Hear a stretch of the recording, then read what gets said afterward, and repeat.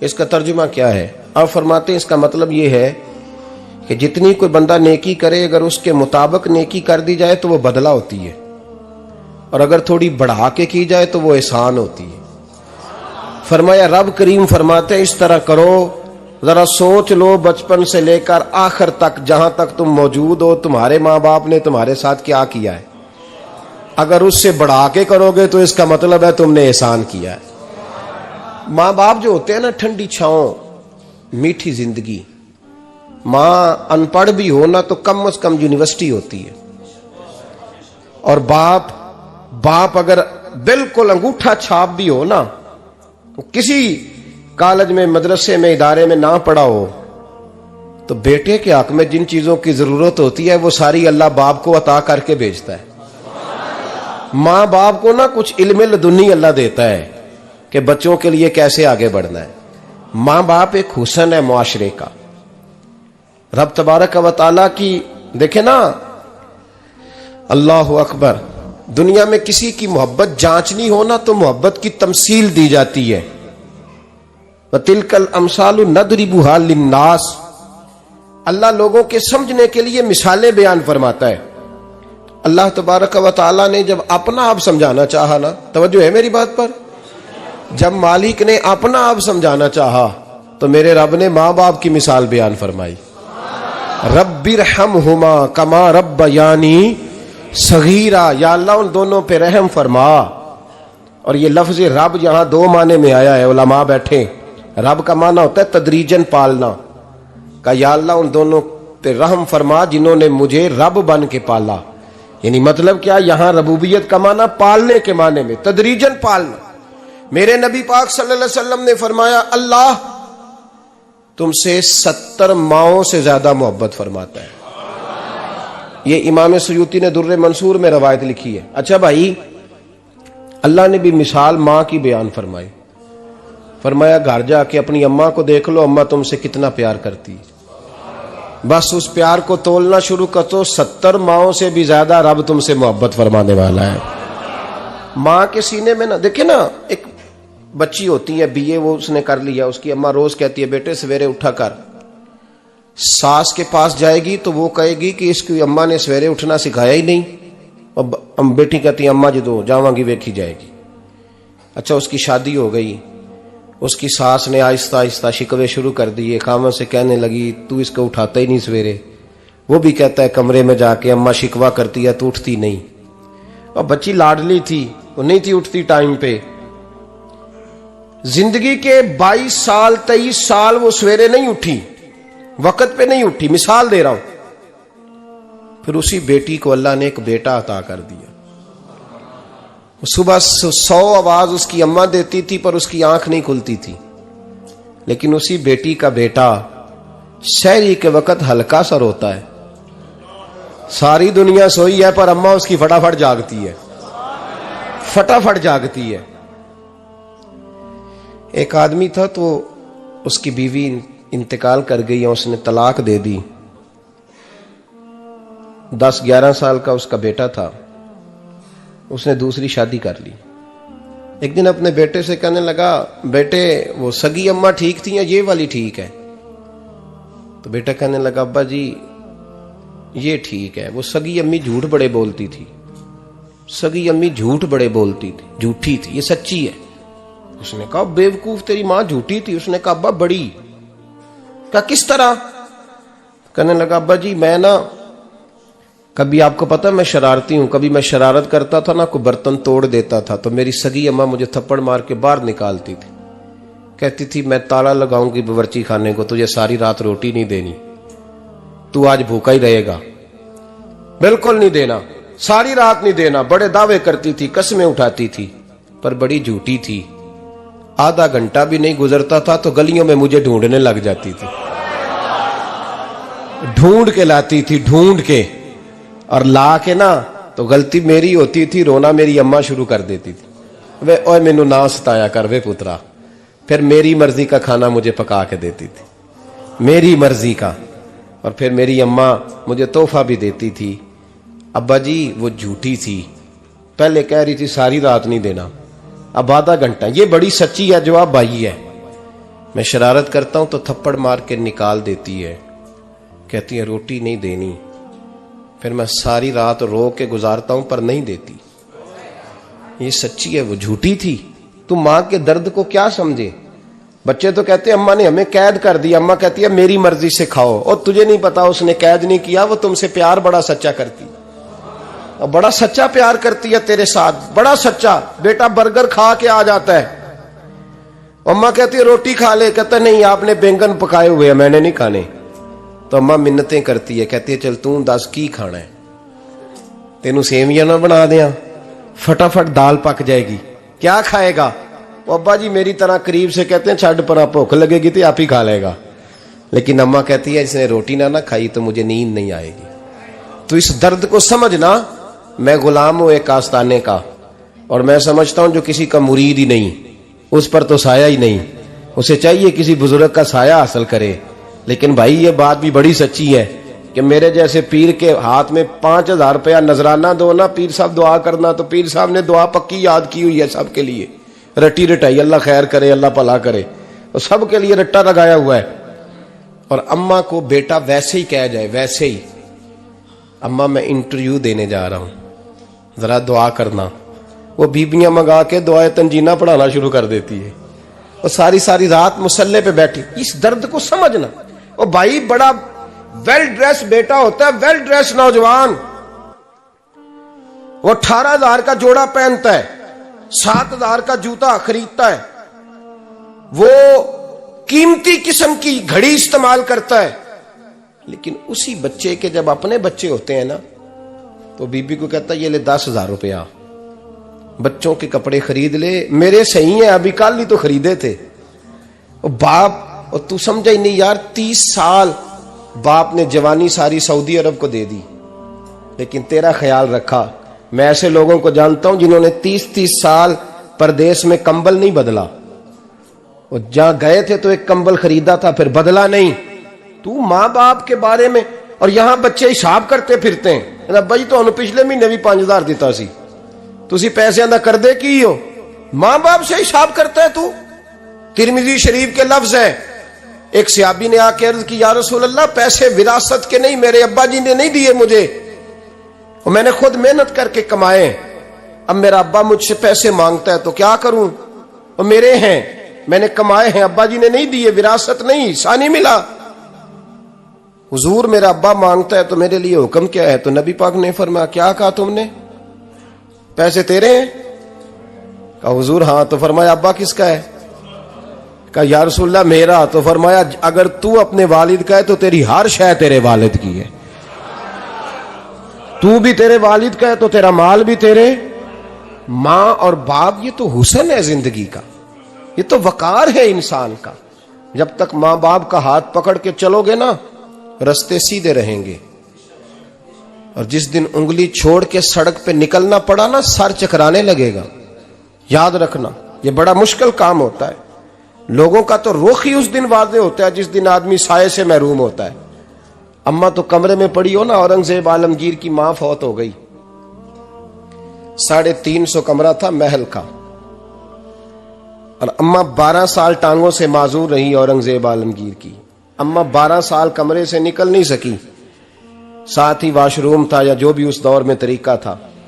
औरंगजेब जब महल में आते थे तो फिर भी सीधे अम्मा के पास जाते थे, और जब वापस निकलते थे फिर भी अम्मा के साथ। औरंगजेब की मां का जनाजा उठा तो औरंगजेब ने रोना शुरू किया। फिर सालों बीत गए पर उसके आंसू खुश्क नहीं होते थे। एक शख्स ने कहा तेरी कोई अनोखी मर गई है, सारी दुनिया की मरती हैं। उसने कहा मैं बादशाह हूं, 24 घंटे लोगों का आना जाना है, बड़े दबदबे हैं, बड़े डेरेदारियां हैं, बड़ी भैंसें, बड़ी गायें, बड़े खाने वाले, बड़े लांगरी। मेरी मां बूढ़ी थी, एक कोने में पड़ी रहती थी, पर जब से वो गई है ये मुझे महल नहीं लगता, मुझे कब्रिस्तान लगता है। मुझे लगता है ये कब्रिस्तान है। मां और बाप तो तेरी नेमत है भाई। हम बच्चे, हमारे आजकल के बच्चों ने एक मसला बड़ा पक्का याद कर लिया, कहते मौलाना पीर साहब पसंद की शादी करना जायज नहीं। मैं कहता हूं साहब और भी बड़ी चीजें जायज है, सिर्फ एक ही शय जायज रह गई है। रसूल पाक सल्लल्लाहु अलैहि वसल्लम सिवाय अल्लाह के किसी के पाबंद नहीं, किसी के पाबंद नहीं। पर जनाब सैयदा खतीजतुल कुबरा रदी अल्लाह ताला अन्हा ने पैगामे निकाह दिया, या रसूलल्लाह मैं शादी करना चाहती हूँ, हुजूर किसी के पाबंद नहीं। पर मेरे महबूब ने फरमाया मेरा चचा मेरे वालिद की जगह है, मैं अपने चाचा से पूछ के तुम्हें जवाब दूंगा। यह है पसंद की शादी जो मेरे नबी ने बयान फरमाई है। तू सारा कुछ क्रॉस कर करके गुजर जाता है। यहां तो हाल यह है कि पालने वाला कोई और साये में बैठने वाला, बाग तेरे दी कर कर राखी मैं सारी उम्र गुजारी, तो जदों ये फल पकन ते आया ते लै गए होर व्यापारी।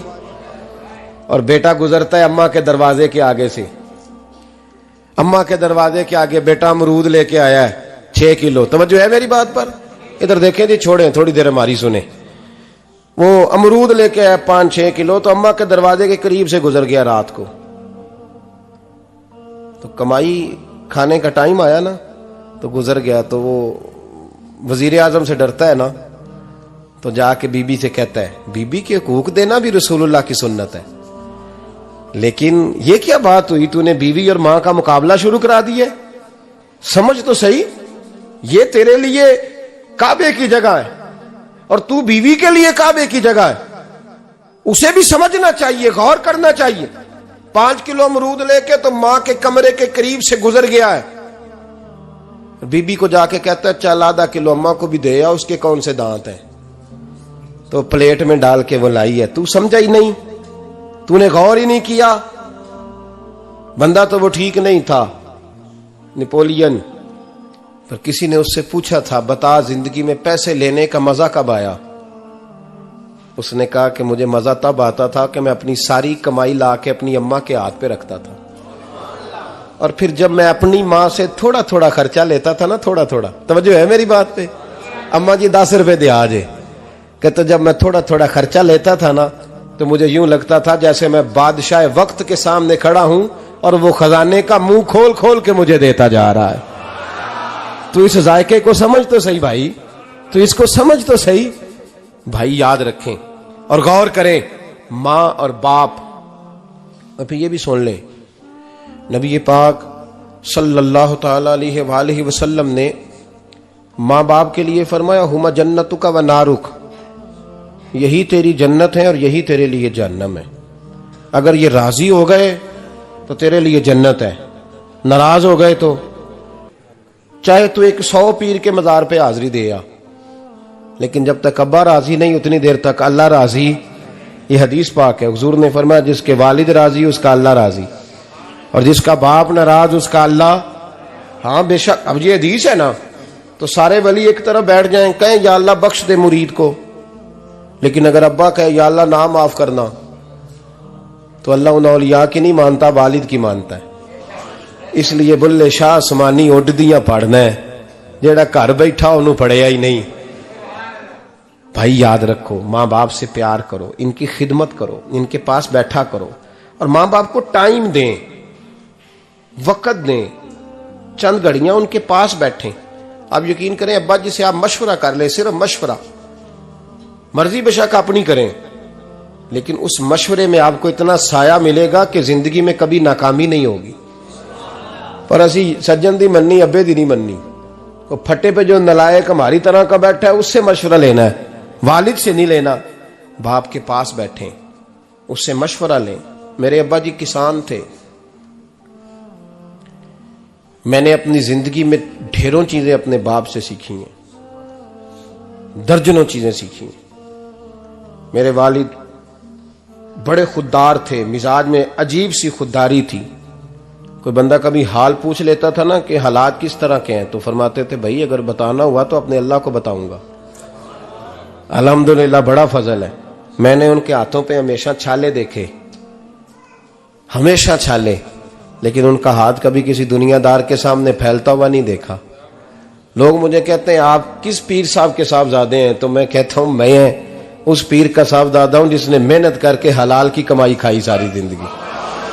ये लोग पीर नहीं होते, ये मुर्शिद नहीं होते, और मैंने दर्जनों चीजें सीखी उनसे। तो सीखने तो बैठ, तुझे हजारों चीजें मिलेंगी।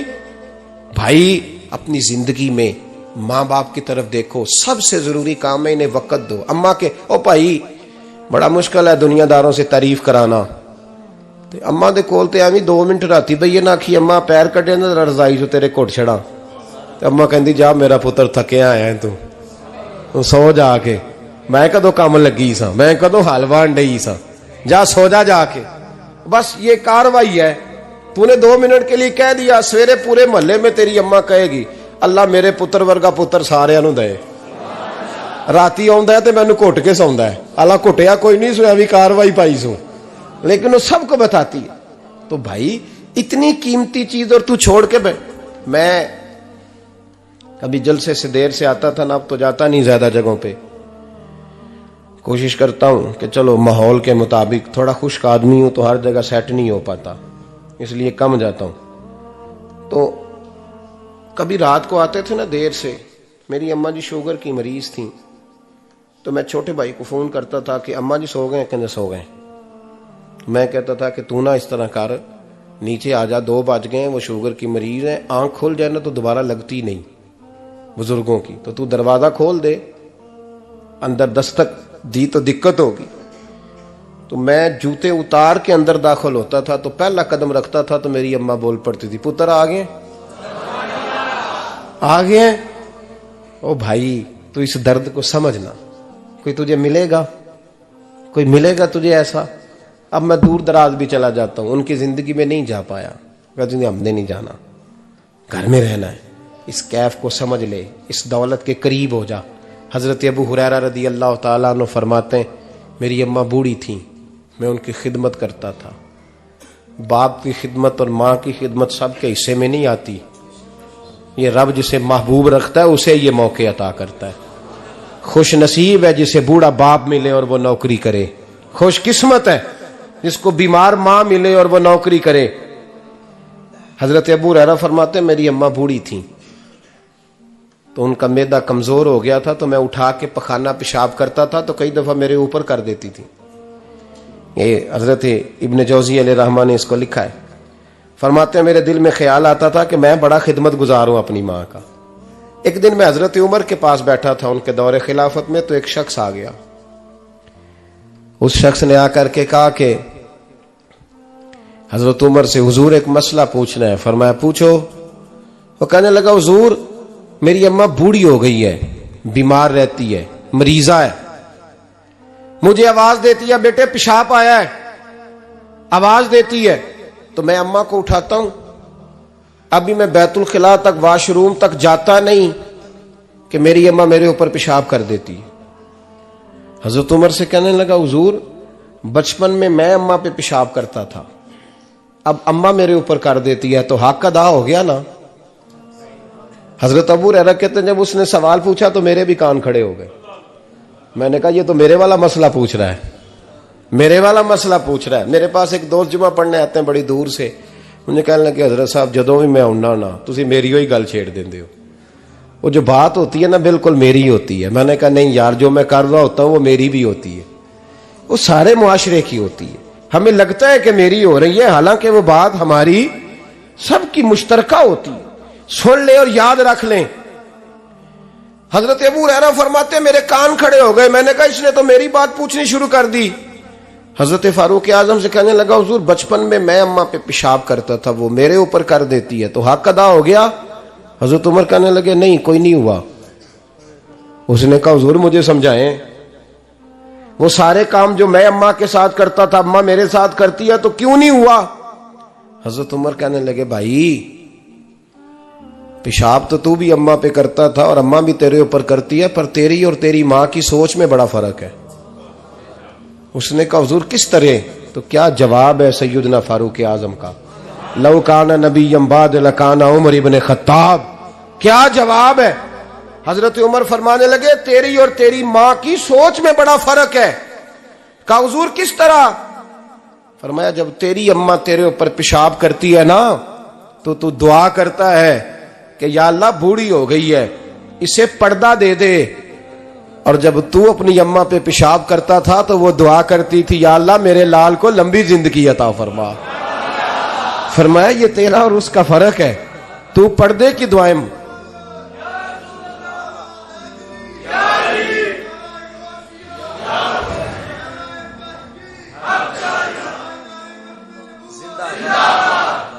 सुने अजीजों, कहा जब तेरी और तेरी मां की सोच में, और नबी पाक सल्लल्लाहु अलैहि वसल्लम ने फरमाया है जितने भी गुनाह इंसान करता है ना, अल्लाह करीम सजा को रोक देता है, कयामत में सजा देगा। और जो माँ बाप का नाफरमान है ना, उसको दुनिया में भी सजा मिलेगी। जो माँ बाप का नाफरमान है उसे दुनिया में भी, आप यकीन करें, बच्चे थोड़ा सा पड़ जाते हैं बेचारे, तो माँ बाप से कहते हैं अब्बा जी तुसी पुराने दौर दे हो, तो की पता होवे, और तुझे पता ही नहीं भाई, तुझे खबर ही नहीं, ये पुराने दौर के नहीं, तू बेवकूफों के दौर का है, तू समझ ये कोई तालीम है। अकबर अलाहाबादी ने कहा था हम ऐसी लाखों किताबें काबिले जब्ती समझते हैं, जब्त करने को दिल करता है, हम ऐसी लाखों किताबें काबिले जब्ती समझते हैं जिनको पढ़ के बेटे बाप को खबती समझते हैं। बात है करने वाली, मां और बाप इतना बड़ा दर्जा है। और भाई सुन लो और इस बात को याद रखना, दुनिया में सियाबी होने से बड़ी विलायत कोई नहीं। सारे वली गौस कुतुब अब्दाल मिलके भी सियाबी के कदमों की खाक तक को नहीं पहुंच सकते, लेकिन हजरत अवैसे करनी सियाबी नहीं बन सके सिर्फ अपनी अम्मा की वजह से, पीछे रहे। महबूब ने फरमाया तू वहां रह के मां की नौकरी कर, तेरा नबी तुझसे राजी है। इतना बड़ा काम उन्होंने छोड़ दिया, हुजूर की जाहिरी जियारत नहीं कर पाए, और तू कहता है मैं फलाने पीर साहब के आस्थाने पे होता हूं, अम्मा बड़े भाई के पास होती है, मैं जाता हूं तंजीमों के साथ, जमातों के साथ, और अम्मा फलाने के साथ। ये कैसी बात हुई? ये किस तरह का मसला हुआ? जो तेरी ड्यूटी है उस ड्यूटी को पहले अदा कर, नौकरी को पहले कर, फराइज का अदायगी पहले कर। तू फर्ज छोड़ के नफल के पीछे जा रहा है, इस काम को पहले सर अंजाम दे। मेरे नबी पाक सल्लल्लाहु अलैहि वसल्लम ने फरमाया वालिदैन के नाफरमान को दुनिया में सजा मिलती। हजरत मालिक बिन दिनार रहमतुल्लाह ताला अलैह फरमाते मुझे अल्लाह ने 60 हज करने की तौफीक अता फरमाई। कितने? बोल के बताएं। जिस बंदे के पास इतने पैसे हों कि हज पे जा सके, आ सके, और जितने दिन रहना है घर वालों को खर्चा दे सके, उस पर हज करना फर्ज है। पता है आपको, उस पर हज करना। इसलिए बयान कर रहा हूं कि हज की दरखास्तें जा रही हैं। हम पता क्या कहते हैं? हम कहते हैं बच्चे बड़े होंगे, शादी करूंगा फिर जाऊंगा। ये किसने फतवा दिया है? ये किससे आपने पूछा है? वो जब बड़े होंगे उनकी शादी की चीज उस वक्त आप पे फर्ज होगी। अभी जो फर्ज है उसको अदा करें। और ये तिरमिजी शरीफ की हदीस है, याद रख लें। नबी पाक सल्लल्लाहु अलैहि वसल्लम ने फरमाया जिस पर हज फर्ज था उसने किया नहीं, बगैर हज किए मर गया, या यहूदी होके मरेगा या ईसाई होके मरेगा। इतना बड़ा हुक्म है हज के हवाले से, लेकिन लोग इंतजार करते रहते हैं पता नहीं किस चीज का। जब आपको अल्लाह मौका दे, हिम्मत दे, तो पहली फुर्सत में ये फरीजा अदा करें, ये जरूरी काम है। हजरत मालिक बिन दिनार फरमाते मैंने 60 हज किए। एक हज के मौके पर मैंने बड़ा रश देखा, लाखों का इज्तिमा हुआ। मेरी बातों की समझ तो आ रही है ना आप दोस्तों? जो नहीं बोल रहे उन्हें भी आ रही है ना? अल्लाह जज़ा दे। कहते लाखों का मजमा था, तो मेरे दिल में ख्याल आया, मैंने कहा अल्लाह इतने लोग आए हैं, इनका हज कबूल भी हुआ है कि नहीं? फरमाते मैं सोच रहा था तो रात को ना ख्वाब में मैंने किसी कहने वाले को कहते हुए सुना कि सब का कबूल हो गया है। बल्ख का रहने वाला मोहम्मद बिन हारून बल्खी है, उसका हज कबूल नहीं हुआ। फरमाते शहरों के अलग-अलग खैमे लगते थे। अब भी आप हज करने जाएं तो पाकिस्तानियों की रिहाइशें अलहदा होती हैं, इंडियन की अलहदा, बांग्लादेश के अलहदा, मिस्री, यमनी, सब लोग अलग-अलग रिहाइशें होती, झंडे लगे होते हैं मुल्कों के। कहते मैंने सवेरे उठ के ढूंढना शुरू कर दिया, ढूंढता हूं वो बंदा मिले। कहते जहां बल्ख शहर के लोग रहते थे वहां चला गया, तो मैंने लोगों से पूछा तुम में मोहम्मद बिन हारून बल्खी कौन है? लोग कहने लगे वो तो बड़ा नेक आदमी है, परहेजगार है, बड़े भोले भाले, बड़े अल्लाह वाले, रियाज आपको बस हम ही जानते हैं, वो तो बड़ा नेक है, परहेजगार आदमी। कहते मैंने कहा अच्छा कहां है? उन्होंने कहा पहाड़ के पीछे उसने खैमा लगाया हुआ है, सारी रात इबादत करता है, सारा दिन रोजा रखता है, कायमुल लैल है, साइमुद दहर है। क्या बात? फरमाते मैं उन लोगों की बात सुन के हैरान हो गया कि मुझे क्या बताया गया, ये क्या कह रहे हैं। फरमाते मैं पहाड़ के पीछे गया। हजरत मालिक बिन दिनार अलैहि रहमा फरमाते हैं जब मैं वहां पहुंचा तो मैंने उस शख्स को मुसल्ले पे बैठे देखा।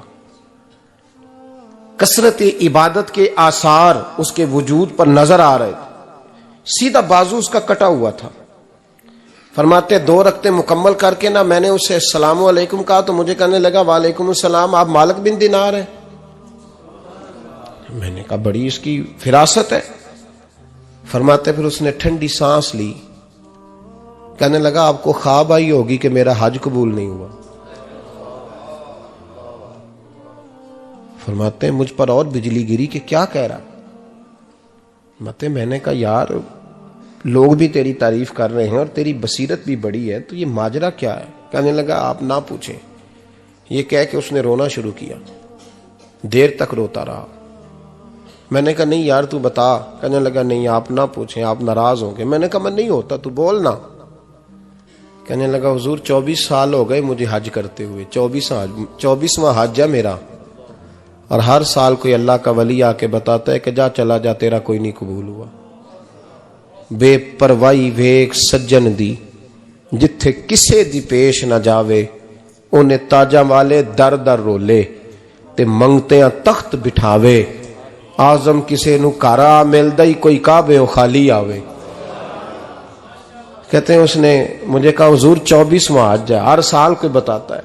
मैंने कहा तेरी गलती। कहने लगा मैं अपनी मां का नाफरमान। मैंने कहा वाकया क्या हुआ। कहने लगा हजरत अल्लाह ने मुझे दौलत दी, माल दिया, जमीनें दी, तो मैं अय्याश हो गया। आप यकीन करें अल्लाह लोगों को माल देता है तो वो समझते हैं मेरी चालाकी से आया है, मैं तेज बड़ा था इसलिए आया है। नाफरमान होते हैं।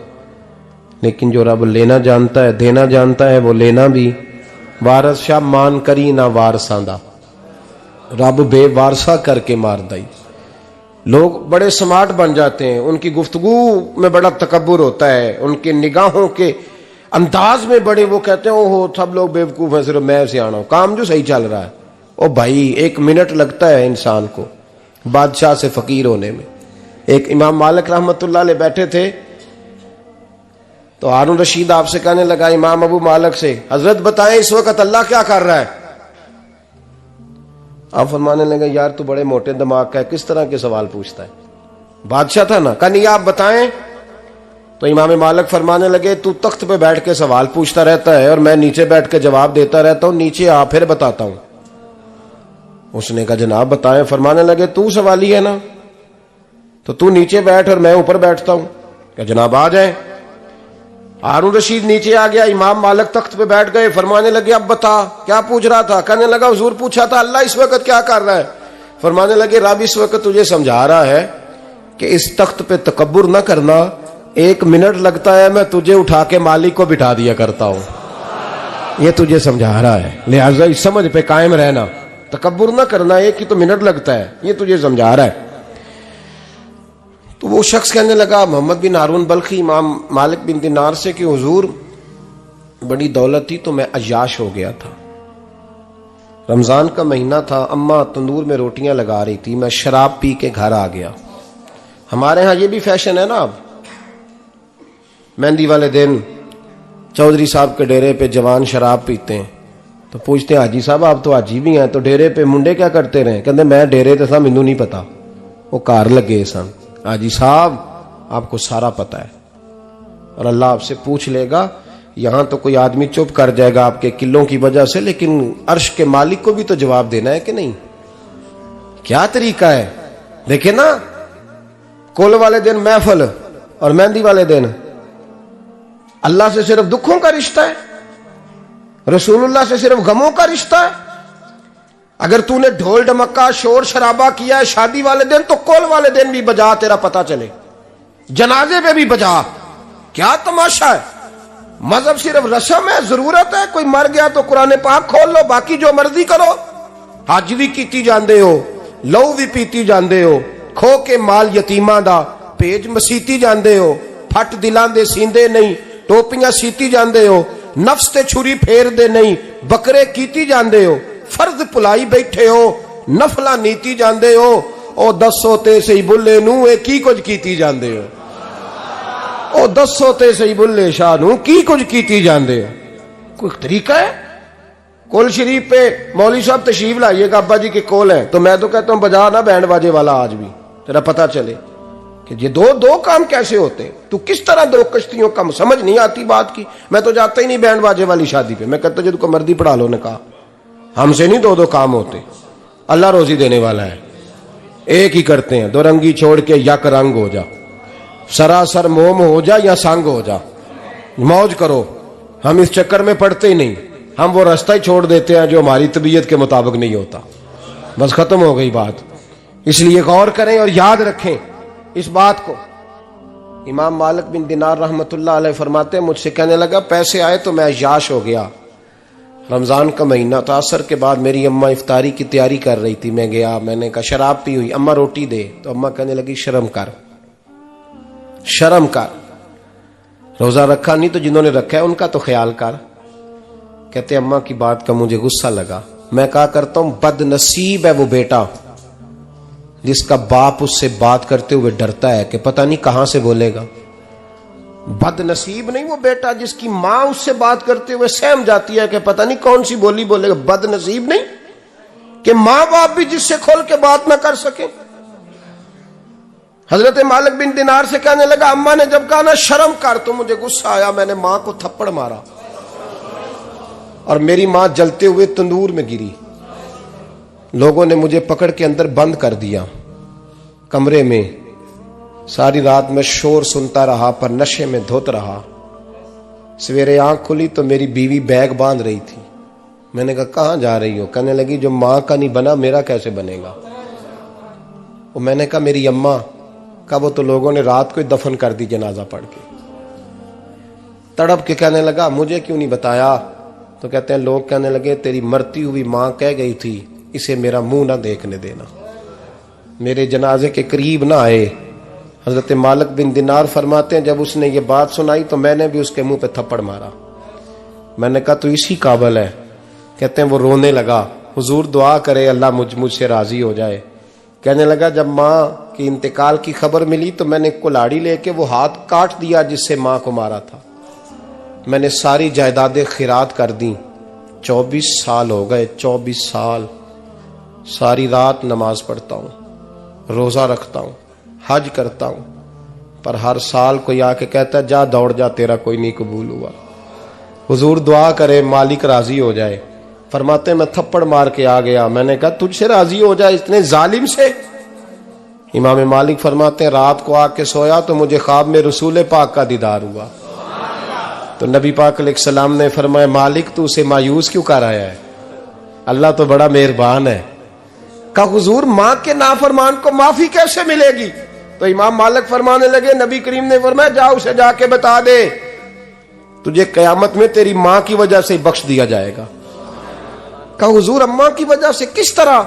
तो महबूब फरमाने लगे इसकी मां कयामत में इसके खिलाफ मुकदमा दायर करेगी रब करीम की अदालत में। ए अल्लाह मैंने 9 माह पेट में रखा, दर्द सह के इसे जना, जिगर का खून पिला के पाला और इसी ने मुझे कत्ल किया।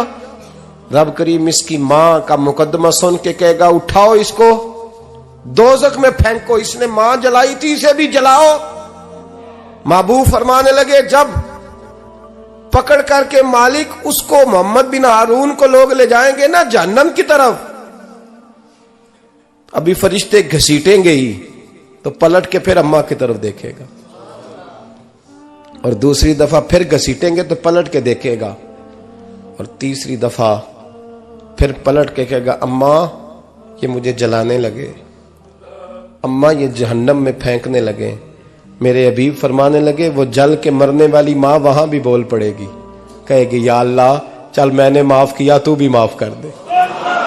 ऐ अल्लाह मैंने माफ किया तू भी माफ कर दे, अल्लाह तू माफ कर दे इसे, अल्लाह तू इससे दरगुजर फरमा, इसे माफ कर दे। मेरे महबूब पाक अलैहिस्सलाम फरमाते रब करीम कहेगा इसने तुझे जलाया, तो कहेगी अल्लाह ये तो बेटा था इसने जला दिया, मैं मां हूं, मेरे सामने जले तो मैं कैसे बर्दाश्त कर सकती हूं।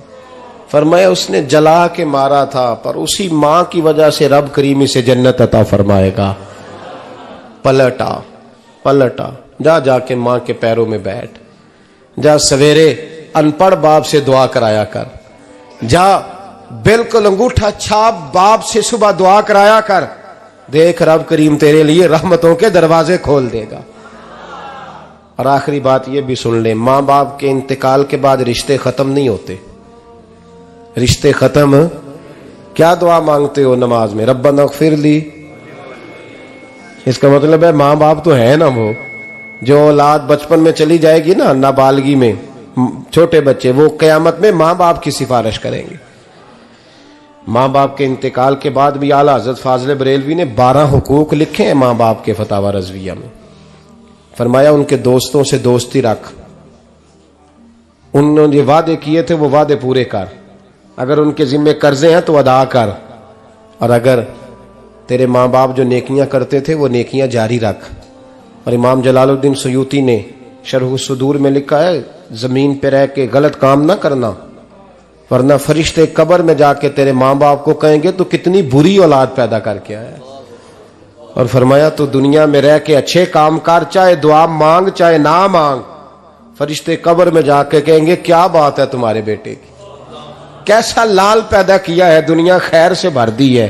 और भाई मुझसे कोई बंदा पूछे ना कि माँ बाप को इसाले सवाब का सबसे बेहतरीन तरीका, तो मैं कहता हूं बेटे नमाजी हो जाओ। क्या कर, ताकि हर नमाज की आखिरी रकत में तू कहे रब्बना इग़फिरली। नमाज अल्लाह की, जिक्र माँ बाप का अल्लाह ने रख दिया है, रब्बना इग़फिरली हर नमाज की हर आखिरी रकत में खत्म शरीफ पढ़ा जाएगा।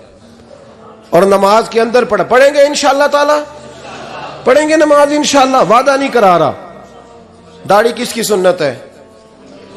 नहीं, जिन्हें नहीं रखी हो बोलो, जिन्हें रखी हो तो बोलन डया ने। किसकी सुन्नत है? तो सरकार के गुलामों ने रखनी है, किसी और ने रखनी है? गुलाम कहते हैं अभी हम नेक ही नहीं, नेक होंगे तो रखेंगे। वो खुदा के बंदो, नेक तो सारी जिंदगी बंदा नहीं होता। कभी किसी ने दावा किया है वली गौस कुतुब ने कि अब मैं बिल्कुल गुनाह नहीं करता, मैं पाक साफ हो गया हूं? किया है कभी? ये शैतान का वसवसा है।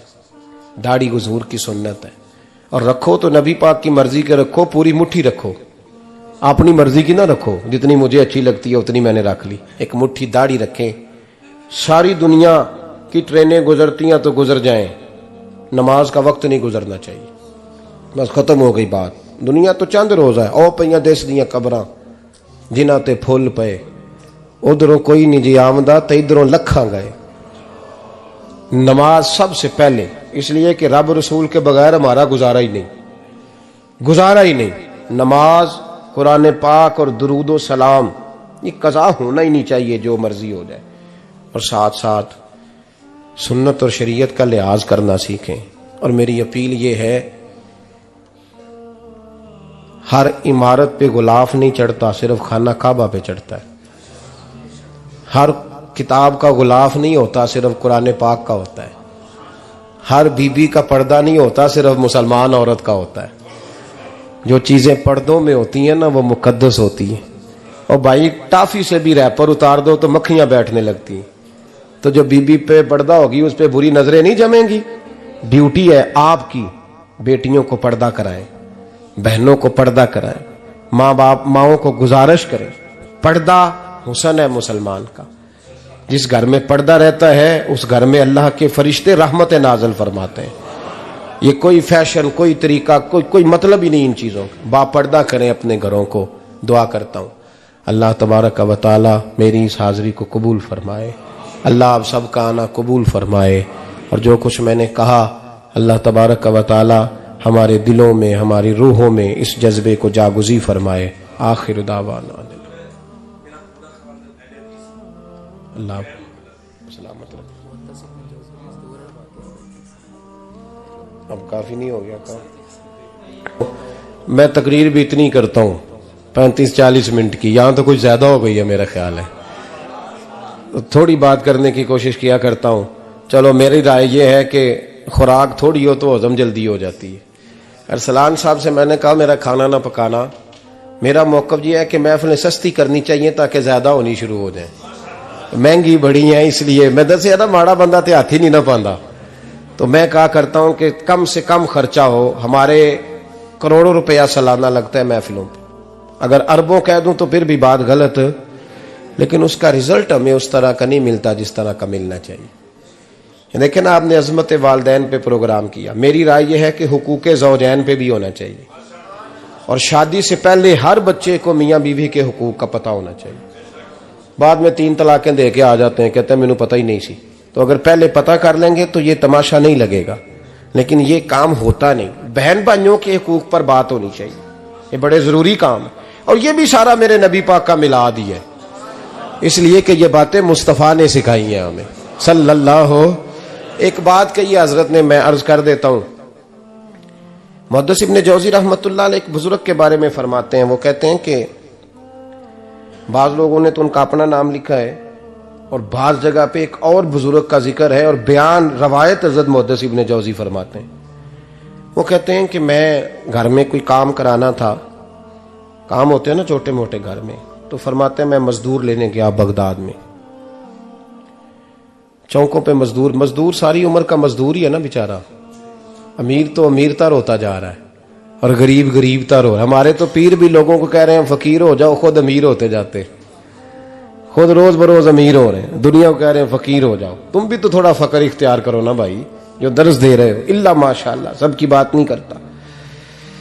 फरमाते हैं कि मैं ना मजदूर लेने गया, बगदाद के चौक में मजदूर बैठे होते थे, तो मेरी उन मजदूरों में से ना एक नौजवान बच्चे पे नजर पड़ी। बड़ा कमजोर सा वजूद था, लेकिन चेहरे पर इबादत का निशान था। माथा बताता था कि नमाज का बड़ा ख्याल रखता है। मैं उसके करीब गया, चेहरे भी बड़ा कुछ बताते हैं ना, चेहरों में भी बड़ी रानाई होती है। फरमाते हैं मैं करीब गया, मैंने उसको कहा बेटे मजदूरी करोगे? तो कहने लगा मजदूरों में बैठा हूं तो हुजूर मजदूरी के लिए ही तो बैठा हूं। तो मैंने कहा कि चलो फिर। कहने लगा नहीं मेरी कुछ शर्तें। मैंने कहा बताओ? कहने लगा पहली शर्त यह है कि लोग 4 दिनार दिहाड़ी लेते हैं, मैं 3 दिनार लूंगा। मैंने कहा यार बे तो बड़ी बेहतरीन है, बाकी भी इस तरह की रख ले। उसने कहा हुजूर दूसरी शर्त यह है कि मैं आपकी मुकम्मल बात मानूंगा, लेकिन जब अजान हो जाएगी फिर आपकी नहीं सुनूंगा। तीसरी बात उसने ये की कि हुजूर मैं आपके घर में काम करूंगा पर आपके किसी सवाल का जवाब नहीं दूंगा। कहते हैं मैंने कहा यार तू बड़ा अजीब है, शर्तें तो मालिकों की होती हैं। कहने लगा जी बहरहाल मैं शर्तें लगा के जाता हूं। फरमाते हैं मैं उसे घर ले आया, काम मैंने उसको बताया, तो जो काम मजदूर सारे दिन में करता है ना, उसने 2 घंटे में कर दिया। हमारे मजदूर सिगरेट पीने में भी तो आधा घंटा लगाते हैं ना, वो चाय पीने जाएं तो पौना घंटा वहां। उनको भी तो दयानतदारी करनी चाहिए कि नहीं करनी चाहिए? ने मुआहदा किया है ना जी, तो पूरा उतरना चाहिए ना। कहते 2 घंटे में। अब काम जब बंदा शुरू कराता है तो काम और निकल आता है। कहते काम मैंने उसको और बता दिया, वो करने लगा। उसने मिट्टी निकाल के रखी थी बाहर रास्ते में, तो अजान हो गई जोर की। उसने वहीं कुदाल छोड़ी कई और चलने लगा। तो मेरा बेटा कहने लगा इसको जरा बराबर कर दो। कहने लगा चुप कर जा, तेरे बाप से बात हुई थी, जब अजान होती है तो मैं किसी और की नहीं सुनता, सिर्फ अल्लाह रसूल की सुनता हूं। कहते हैं मस्जिद चला गया, नमाज पढ़ के आया तो दोपहर का वक्त था। मेरी बीबी कहने लगी इसको को खाना खा ले। कहते हैं हमने कहा खाना खा लो, तो कहने लगा मैंने रोजा रखा हुआ, रमजान भी नहीं था, नफली रोजा रखा हुआ। फरमाते हैं शाम हुई, मैंने 3 दिनार दिए, तो मैंने कहा तेरा नाम क्या है? कहने लगा मैंने आपसे कहा था मैं किसी सवाल का जवाब नहीं दूंगा। तो वो चला गया। अगले दिन मैं फिर लेने गया उसे, काम कुछ और निकल आए, तो लोगों ने बताया वो सिर्फ हफ्ते वाले दिन आता है। मैंने कहा क्यों? कहने लगे जी वो कहता है मेरा हफ्ते का खर्चा 3 दिनार है, जब 3 दिनार कमा लेता हूं तो बाकी सारा टाइम अल्लाह रसूल की जिक्र में गुजार दिया करता हूं। फरमाते हैं जी अगले हफ्ते मैं फिर लेने गया, मैंने पूरा हफ्ता इंतजार किया कि काम उसी से कराना है। मैं जब गया तो मैंने कहा चलो। कहने लगा मेरी शर्तें याद है ना? और मैंने कहा याद है भाई, साथ चल। फरमाते हैं काम कराया, 2-3 हफ्ते वो आता रहा। 1 हफ्ते में गया तो लोगों ने कहा हुजूर आज नहीं आया। क्यों? कहने लगे बीमार हो गए। कहाँ घर है? कहने लगे बगदाद के कब्रिस्तान के पीछे जो कच्ची आबादी है उसमें रहता है। फरमाते मैं गया, दरवाजे पे दस्तक दी तो कहने लगा हुजूर आप हैं, दरवाजा खुला है, आ जाइए। फरमाते मैं अंदर गया तो मैंने कहा तुम्हें कैसे पता चला मैं आया हूं? कहने लगा हुजूर अल्लाह वाले हो, आप नहीं आना था, वरना अमीर तो गरीबों का पता लेने कोई नहीं आते। कहते मैं करीब गया तो कहने लगा मैं आपका इंतजार कर रहा था, तेज बुखार है, तप रहा। जेब से कुछ पैसे निकाले, कहने लगा ये पैसे रख लें। एक अंगूठी निकाली, कहने लगा हुजूर आज रात को मेरा इंतकाल हो जाएगा, इन पैसों का कफन खरीद के सुबह जनाजा पढ़ के मुझे दफन कर देना, और जब दफन करो तो ये अंगूठी लेके असर के बाद हारून रशीद के पास जाना। आप उसे कहना मैंने मिलना है, पर वो आपको टाइम नहीं देगा। आप उसको आवाज दीजिएगा कि तेरी एक अमानत है मेरे पास, फिर वो आपसे मिलेगा तो अंगूठी दे दें, फिर आप मेरी तरफ से फारिग हैं। हजरत फरमाने लगे तेरा नाम? और कहने लगा हुजूर वक्त थोड़ा है, आज रात मैंने जाना है, बड़ी लंबी माफी मांगनी है रब करीम से, अगर मुनासिब समझे तो मुझे अपने रब से तन्हाई करने दे। फरमाते हैं मैं आ गया, पर उसकी बातों ने मुझे सारी रात सोने नहीं दिया। फरमाते हैं सुबह बड़ी मुश्किल से सूरज निकला, मैं गया, दरवाजे पे हाथ रखा तो दरवाजा खुला हुआ था। अंदर दाखिल हुआ तो खुशबुएं मेरा इस्तकबाल कर रही थी। जब चेहरे से कपड़ा हटाया तो उसका तो इंतकाल हो चुका है, इंतकाल हो चुका है, ऐसे है जैसे किसी का दीदार करके सोया है। कहते मैं तो 2 आदमी ले गया था जनाजे पे, पर पता नहीं दुनिया किधर किधर से आई, कहां कहां से। अखां जदों मीटियां जमाना मैनू रोवेगा, अपना ते अपना बेगाना मैनू रोवेगा, अपना ते अपना। और मियां साहब ने कहा था बाद मरन दे मुखड़ा मेरा हो जावे जे ताजा, फिर समझ लेना महबूब मेरे ने आन पड़िया जनाजा। और किसी उर्दू के शायर ने कहा था मेरे मरने पे हर सू शोर मच जाएगा देखोगे, अल्लाह को मेरे मरने पे हर सू शोर मच जाएगा देखोगे, कहने अलविदा सरकार खुद तशरीफ लाएंगे। फरमाते हैं मैं तो 2 बंदे ले गया था, पर पता नहीं मखलूक कहां कहां से आई। जनाजा पड़ा, दफन किया। हारून रशीद के पास में असर के बाद गया, मैंने बुलाना चाहा पर बादशाह था, मेरी तरफ देखा ही नहीं। मैंने उसको कहा तेरी एक अमानत मेरे पास है। फरमाते हैं वो मुझे कोने पे ले गया, क्या बात है, कमरे में बुलाया, मैंने अंगूठी दी। हारून रशीद तो चीखे मारने लगा, कहने लगा अंगूठी वाला कहाँ है? मैंने कहा वो तो इंतकाल कर गया। कहने लगा मुझे कब्र पे ले चल। कहते मैं कब्र पे लाया तो वो लेट गया, तड़प के रोने लगा। मैंने कहा मेरा कलेजा फट जाएगा, ना उसने कुछ बताया ना तूने बताया, ये कौन था? तो हारून रशीद कहने लगा ये मेरा बेटा था। मैंने कहा तेरा बेटा और मजदूर? कहने लगा हुजूर ये हजरत दाऊद ताई के पास बैठा करता था, उनका मुरीद था, मुझे रोज कहता था अब्बा तूने बड़ी दुनिया इकट्ठी कर ली है, मरते वक्त तुझसे टांगे समेटी नहीं जाएंगी, इतना हिसाब नहीं तू दे सकेगा। मैं इसको समझा देता, इसकी अम्मा समझा देती। ये रोज हमें कहता छोड़ दो, आ जाओ अल्लाह रसूल की बारगाह में झुक जाएं, हम समझ। एक दिन ये चला गया, कहने लगा फिर तुम्हारा रास्ता और है और मेरा रास्ता और है। ये सोने की अंगूठी गलती से इसके पास रह गई थी, गलती से हीरे की अंगूठी चली गई। कहने लगा देखो मेरे बेटे ने आज वो भी वापस कर दी है। फिर तड़प के कहने लगा हारून रशीद था तो ये मेरा बेटा, पर मेरा मुर्शद निकला, मेरा पीर निकला। भाई जिंदगी तो बड़ी थोड़ी है ना। बाबा साहब ने कहा था उठ फरीदा सुत्या, और दाढ़ी आ गया पूर, अग्गा नेड़े आ गया, पिछा रह गया दूर। उठ फरीदा सुत्या खलकत वेखन जा, मते कोई मिल जाई बख्शिया ते तू भी बख्शिया जा। उठ फरीदा सुत्या झाड़ू दे मसीत, तू सुते रब जागदा, तेरी डाडे नाल परीत। मेरा रब हमें भी अपनी बारगाह में कबूल फरमाए। आखिर दावाना अनिल हम्दुलिल्लाह।